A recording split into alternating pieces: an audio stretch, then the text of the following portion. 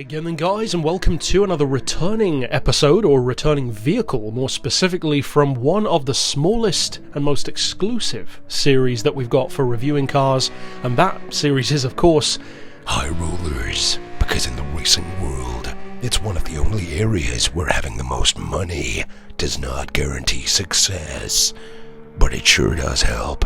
Because, of course, it does help a lot. Rich teams will always have advantages over smaller, more privateer ones, and more often than not, it is the best backed teams that do have the advantage. And in the case of many of these high rollers within the Gran Turismo franchise, which is essentially any car that costs 3 million credits or more in a vague sense, but it's mostly the ones that are more like 10, 15, 20 million, and this one definitely applies, these do tend to be from pretty well established brands like Ford and Ferrari, and of course the majority of the most expensive cars in the franchise are actually from those two companies, the GT40s, the Ferrari P4, this one, the 250 GTO. Now again, as I said, this is a returning face from, of course, previously in the franchise, as recently as GT6, it was still a 20 million credit car, and you could actually change the colour of this car on there as well, which I always found to be pretty cool.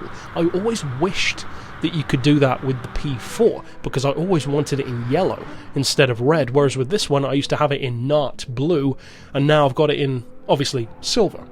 And although, of course, a silver Ferrari is kind of sacrilege, generally speaking, I've always just liked them. I think Ferraris actually look really good in silver and in blue as well. In fact, they look good in a lot of colours, to be honest. They are one of those cars. But this one, it was always kind of the one of the 20 million cars that stood out the most to me, because although in the real world, it most definitely is justified in having a huge price, because it is one of the most expensive cars ever sold, but in the game, it stands out like a sore thumb among the other 20 million credit cars, because if you consider what they look like, the performance that they have, it's no way near the kind of machine that they are.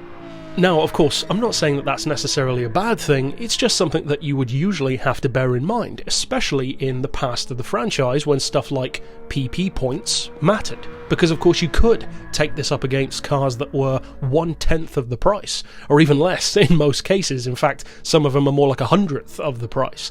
But now that it is, unfortunately, but understandably of course at the moment, in Group X, it's the kind of car that now is completely relegated to being what it kind of always was, a collector's piece, first and foremost.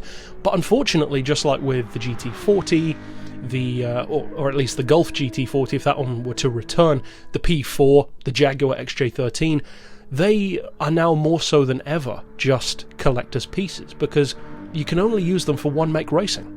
And that really is a shame, because taking a GT40 up against a P4 is one of the most iconic rivalries there has ever been. So not being able to do stuff like that now is a shame, it really is. Now, I hope, but I don't expect realistically, that they change the classification of some of these once more of them are added to the game, but the reason why I think they're probably not going to do that is because, for what they are, the cars are a little bit too good. They would be OP within the N-Class systems, in fact even more so than stuff like the Porsche 911, because if you look at this car for instance, it's got 295 horsepower. That means that in what would be N300, it's a dominating force. This would actually be one of those cars that could win the Blue Moon Bay Money event. In fact, it might even be able to win it in N200. It might be one of the few cars that could do that. So from that point of view, it's understandable that you can't feature that, but I think it's a shame that they don't at least have their own class, like a Group C, you could say in effect, which of course would be strange initially, but once you get used to it, it's just a group for classic race cars, to be something akin to Group 1, Group 2, Group 3, because in Group X, as of course we've gone into before, so I'm not going to rant on about it again, but Group X is just a dumping ground, that's just the way it is. Whereas a car like this, it deserves to be raced. It's not just a collector's piece, it's a race car by definition, and that is, after all, why it is so iconic in the first place. That's like not racing a GT40. How can you not race one? It's just begging to be raced. Now, for those who maybe haven't bought any or just a couple of the 20 million credit cars and you're trying to earn one, maybe this one for instance, you should probably check out my money earning tunes here on the channel. You can find them pretty easily. In fact, you can click through at the end of this video and find them. But if you've already got the car, for instance, then of course you have more of a feel of what I'm talking about when it comes to how it performs. But for those who maybe haven't bought it yet, what can you expect? Maybe you're completely new to Gran Turismo, you haven't driven it in GT5 or 6, or maybe you were in Gran Turismo 6 but still just never bought the car, which is the case for a lot of people. Well, under that circumstance, I would say that the 250 GTO, despite standing out like a sore thumb, which it really does, is actually one of my favourites of the 20 million credit category for its driving feel.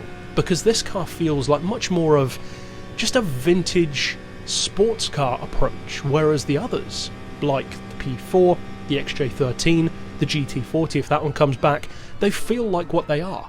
Essentially prototype supercar race cars of their time. They're mid-engine, rear-wheel drive, big power, low weight, whereas this one, it feels more like a gentleman's racer, like the kind of thing that would go up against a Mercedes 300 SLR, or an old-school Jag E-Type, or a Shelby Daytona Cobra even to some degree.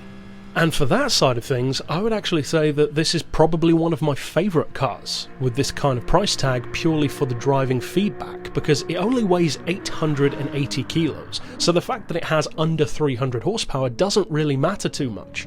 Now you can upgrade it, you can drop the weight down to, I think it's below 800, if I recall. You can increase the power pretty obviously well above 300, but at the same time it costs a lot of mileage points to do so.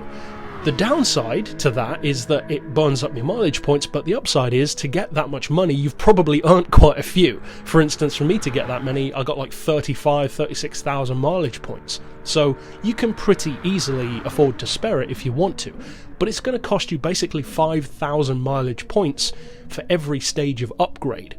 So a lot, a lot of points. In fact, the majority of the ones that you'll earn from getting the 20 million. And as far as tuning them goes, well, I haven't tuned any of my 20 million credit cars because now, more so than ever, there just doesn't feel like there's a need for it. So as far as my overall thoughts for the 250 GTO, I would say that this is actually one of the best cars of this kind of category and price to go for if you're looking more for something that's just pure old school fun to drive. The performance is very good. The top speed, even with minimal power, can go over 180 with a pretty simple adjustment to the gearbox, just lengthen the gears a bit. And as far as handling, it feels great. You can kick the tail out, of course, and you can see that sometimes in the video, but the fact that it's so light, relatively aerodynamic, but also more of a sports car than a supercar, means it actually is a real pleasure to drive.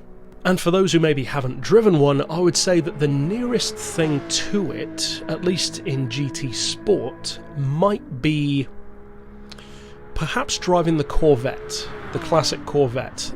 Even that doesn't really come fully close to it, but that's probably one of the closest things to it. At least off the top of my head, it's got a similar layout, a similar kind of long, narrow shape, relatively tall, relatively high off the ground, minimal amount of power. But of course the Ferrari is lighter with more downforce and it's a full-on race car, but an older one. So if you want to get a feel for what it's like and see if you think it's worth buying, then drive the classic Cobra. If you enjoy the way that drives, then I'd say you probably would enjoy this one too. It sounds fantastic, it's very loud, it sounds appropriate, it looks great. I've never been a huge fan of the look compared to, for instance, a P4 in comparison, but it's a good-looking car in its own way. And of course, by definition, it's one of the greatest collector's pieces of any Gran Turismo game. So ultimately, it's a whole lot of money to shell out, and if you're purely a racer, then of course you shouldn't buy it, because you can barely use it at all. If though you're like many of us and just a pure petrol head who just likes driving the cars and collecting them, well then of course you've probably already got one, or if you haven't, you're on the way to getting one. But that's it for this pick overall. Of course, I'll see you guys next time, and for now, as always, thanks for watching.